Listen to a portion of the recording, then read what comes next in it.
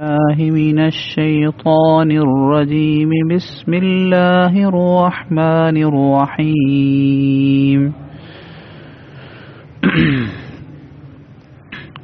ولئن سألتهم من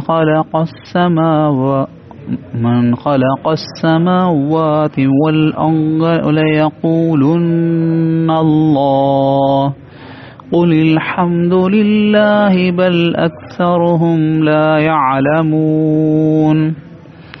لله ما في السماوات والأرض إن الله هو الغني الحميد.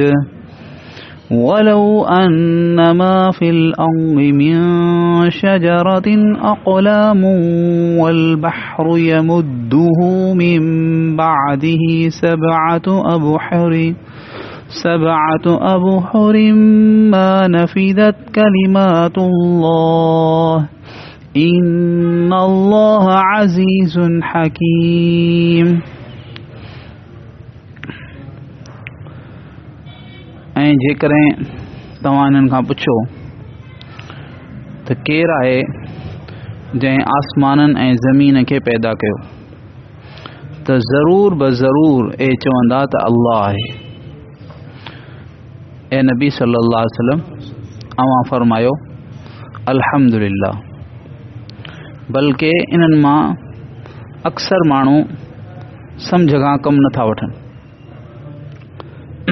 यानी हिन में फरमायो त तौहीद जा जेके मुक़दमात आहिनि, तौहीद जो जेके दलील आहिनि, उन्हनि मां अहम शयुनि खे ही ख़ुदि बि मञीनि था, पर उन मां जेको बिल्कुलु ज़ाहिर ज़ुहूर नतीजो आहे उहो इन्हनि खे सम्झ में कोन थो अचे. उन में हू पंहिंजो अकुलु इस्तेमालु कोन था कनि.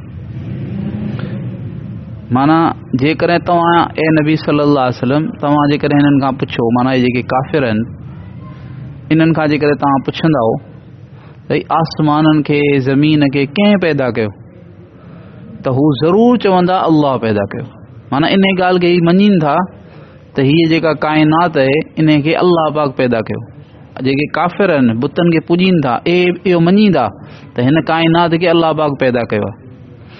पर हाणे जॾहिं ख़ालिक जेको आहे उहो अल्लाह पाक आहे, पोइ इन्हनि खे ॿियो जेको मुक़दमो आहे, ॿियो जेको इन सां गॾु दलील आहे त भई जेको ख़ालिक आहे उहो ई माबूद बणजण जो यानी लाइक़ु आहे, इबादत जे लाइक़ु उहो ई आहे जंहिं काइनात खे पैदा कयो.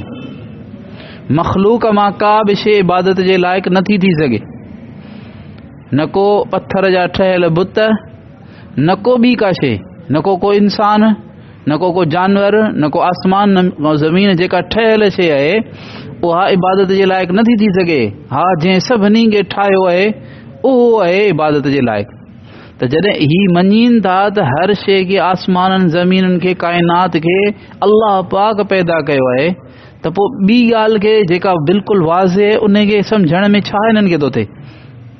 पर हिते पंहिंजो अकुलु इस्तेमालु कोन था कनि ऐं हिते जेको आहे पंहिंजे अकुल मां जेको सही नतीजो आहे उहो ही सम्झण जी कोशिशि कोन था कनि. बसि अखियूं पूरे चवनि था त असांजा अब्बा ॾाॾा जंहिं बि रस्ते ते हुआ ग़लति त ग़लति, सही त सही, असां बसि उन ते हलंदासीं. त अल्लाह ताला फरमाए पियो त वलइन सअलतहुम मन ख़लक़ अस्समावाति वल अर्ज़ लयक़ूलुन अल्लाह क़ुल अल्हम्दुलिल्लाह. यानी तव्हां चयो त अल्हम्दुलिल्लाह. जेका वाज़े ॻाल्हि हुई तौहीद खे मञण जी उहा त तव्हां मञी, अल्हम्दुलिल्लाह तव्हां पंहिंजे ज़बान सां पाण मञी आहे. त हाणे हुअण ईअं घुरिजे हा त तौहीद जा क़ाइल थियनि ऐं शिरक खे छॾीनि. बल अक्सरहुम ला यालमून. पर इन्हनि मां अक्सर जेके आहिनि उहे अकुल खां कमु कोन था वठनि, नथा ॼाणनि. अॻियां अल्लाह रब्बुल आलमीन फरमाए पियो त अल्लाह रब्बुल आलमीन ई इबादत जे लाइक़ु आहे. सिर्फ़ु इन करे न जो अल्लाह पाक ही आसमान काइनात खे पैदा कयो आहे, बल्कि ॿियूं बि सिफ़ात जेके कमाल जूं आहिनि अल्लाह जे लाइ आहिनि. लिल्लाहि मा फिस समावाति वल अर्ज़. जेको कुझु आसमाननि में आहे, जेको कुझु ज़मीन में आहे, उहो अल्लाह जी मिल्कियत आहे. अल्लाह मालिक आहे ऐं उहा अल्लाह जी मिल्कियत आहे. इन्नल्लाह हुवल गनीयुल हमीद. बेशक अल्लाह ताला ही छा आहे, बेपरवाह है, बेनियाज है. हमीद ख़ुदि जेको आहे सो ख़ूबियुनि वारो आहे, कंहिंजे तारीफ़ जे करे तारीफ़ वारो कोन थो बणिजे, हुनखे कंहिंजे तारीफ़ जी परवाह ई कान्हे, केर बि हुनजी तारीफ़ न करे हू ख़ूबियुनि वारो आहे। त जेको अहिड़ो हुजे उहो ई इबादत जे लाइक़ु आहे। अॻियां अल्लाह रब्बुल आलमीन फरमाए पियो त अल्लाह रब्बुल आलमीन जूं सिफ़ात एॾियूं आहिनि लामहदूद आहिनि।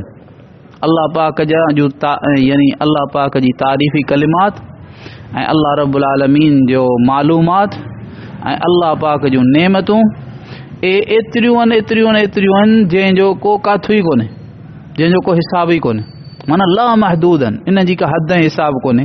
इन ॻाल्हि खे सम्झाइण जे लाइ अल्लाह रब्बुल आलमीन फरमायो वलो अन्न मा फिल अर्द मिन शजरतिन अक़लामुन, जेके ज़मीन ते वण आहिनि उहे जेकॾहिं कलम थी वञनि, वल बहरु यमुद्दुहु मिन बअदिही सबअतु अबहुरिम मा नफिदत कलिमातुल्लाह, ऐं ही जेको समुंड आहे इन खां अलावा 7 समुंड ॿिया बि मिलाए ऐं इन्हनि जी मस ठाहे ऐं पोइ इन्हनि कलमनि खे ऐं इन मस खे अल्लाह पाक जे कलिमात खे लिखण में इस्तेमालु कयो वञे त मा नफिदत कलिमातुल्लाह, अल्लाह जूं ॻाल्हियूं ख़तम कोन थींदियूं। माना कलम सभु लिखी लिखी घसी घसी ख़तम थी वेंदा। या 7 समुंड जेके मस जा सभु लिखी लिखी ख़ुश्क थी वेंदा, पर अल्लाह पाक जूं ॻाल्हियूं अल्लाह रब्बुल आलमीन जूं कमालात जूं सिफ़ात, अल्लाह जी कुदरत जूं सिफ़ात, अल्लाह पाक जी मालूमात, अल्लाह रब्बुल आलमीन जूं नेमतूं ख़तम थियण वारियूं आहिनि ई कोन।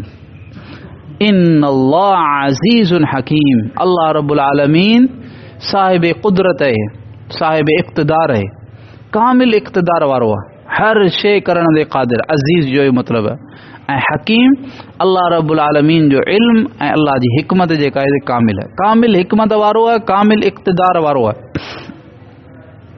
अॻियां अल्लाह ताला फरमाए पियो तव्हांखे जेको आहे जेकॾहिं हिननि माण्हुनि खे जेके तव्हांजा मुखातब आहिनि ए नबी सल्लल्लाहु अलैहि वसल्लम, जेकॾहिं हिननि खे क़यामत जे अचण में शक थो लॻे हुननि खे ऐं हू कोन मञींदा हुआ क़यामत खे, त बि मरण खां पोइ वरी को कोन उथबो, त ऐं उन ॻाल्हि जे करे ही जुरत था कनि गुनाहनि ते, जॾहिं ही चवंदा जज़ा सज़ा कुझु कोन्हे तो बसि आहे हीअ दुनिया जंहिंखे जेको वणे सो करे, उन करे हू जेको आहे सो हर माण्हू जेको आहे सो जुरत करे ऐं गुनाह करे थो, हुनखे रोकण वारी का बि शइ कान्हे।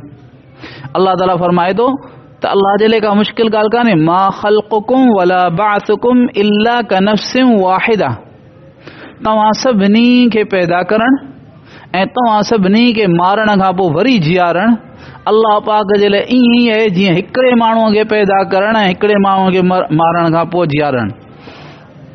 ईअं कोन्हे त इन हेॾी सारी मख़लूक खे को करण अल्लाह जे लाइ को मसइलो आहे, अल्लाह जे लाइ को मुश्किल कोन्हे।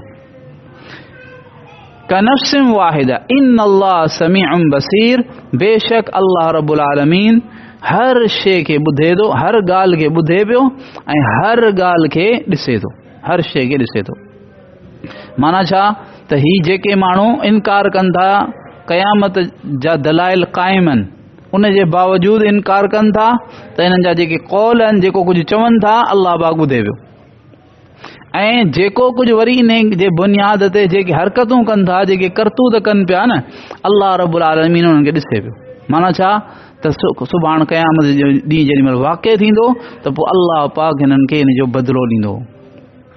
त यानी इहो अल्लाह रब्बुल आलमीन हिन में वाज़े फरमाए छॾियो त ॾिसो तौहीद हक़ आहे ऐं क़यामत हक़ आहे, इन खे मञो ऐं पोइ मञण जो नतीजो इहो निकिरंदो त भई तव्हां अल्लाह जे हुक्म जे मुताबिक़ ऐं अल्लाह पाक जी चाहत जे मुताबिक़ ज़िंदगी गुज़ारियो ऐं सुभाणे जो ख़्यालु रखो त सुभाणे तव्हांखे अल्लाह पाक जे साम्हूं बीहणो अथव।